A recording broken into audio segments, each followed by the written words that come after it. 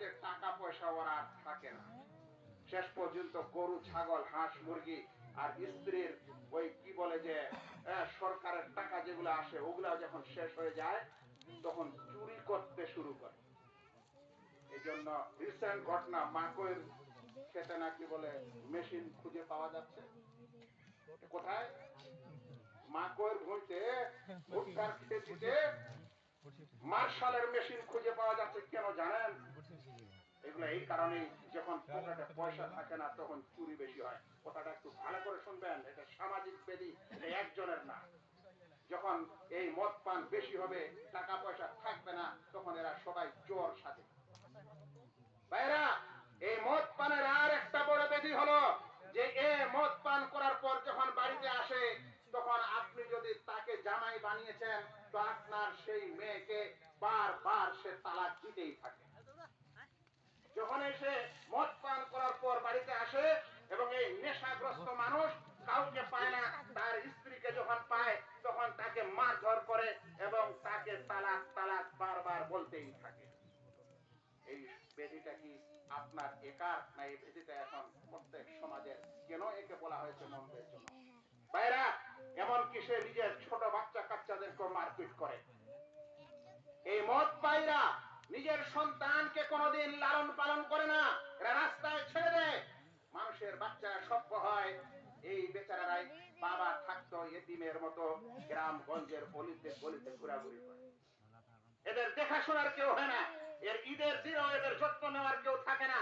মনে হচ্ছে এরা এখন ইয়েতিম হয়ে গেছে, কারণ বাবা নেশাকে পড়ে আছে, ওর মান সম্মানের প্রয়োজন নেই, ওর শিক্ষা দীক্ষার প্রয়োজন নেই, ও মনে করছে ওর সন্তানদেরও শিক্ষা দীক্ষার প্রয়োজন নেই।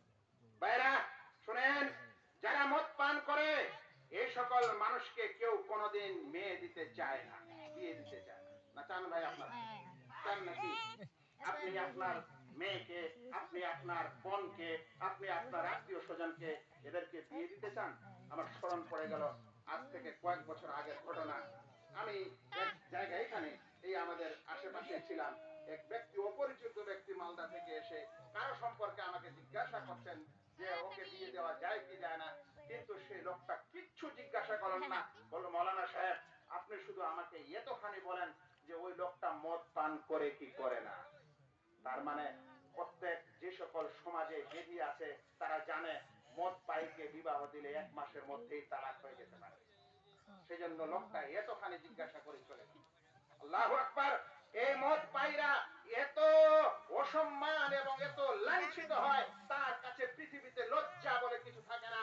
ও যদি রাস্তার ঘাটে পড়ে যায় আর তার মুখ যদি কুত্তা চাটে তারপরেও তার কোনো কিছু হয় না। আমি সোশ্যাল মিডিয়ায় দেখেছি, মদ পান করে যখন পড়ে আছে ওই সময় কুত্তা তার মুখ চাটলো এবং কিছুক্ষণ পর একটা ঠ্যাং উঠিয়ে ওর ওখানে প্রস্রাব, মুখে প্রস্রাব করে দিয়ে চলে।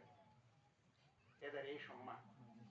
আমি বহু পূর্বে সিয়ার আলামিন নোবালা একটি বিরাট বই আছে, আমি দাঁড় করালে বইটার খণ্ডগুলো এতখানি হবে।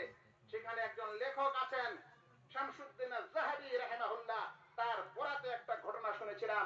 তিনি পুরাতন যুগের এক মদ পায়ের ঘটনা বর্ণনা করতে গিয়ে বলছেন যে মদ পাইরা কত বেহুশ হয়, যে একজন মদ পাই সে পেশাব করছে দাঁড়িয়ে, আর 2 হাতে পেচ্ছাপ গুলা ধরে ওটা দিয়ে সে মুখটা ধুচ্ছে।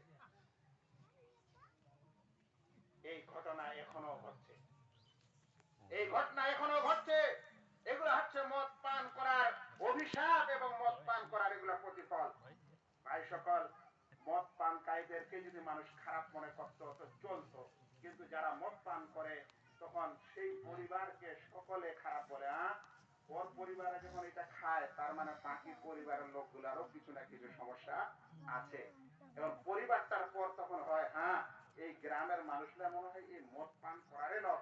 তারপরে শেষ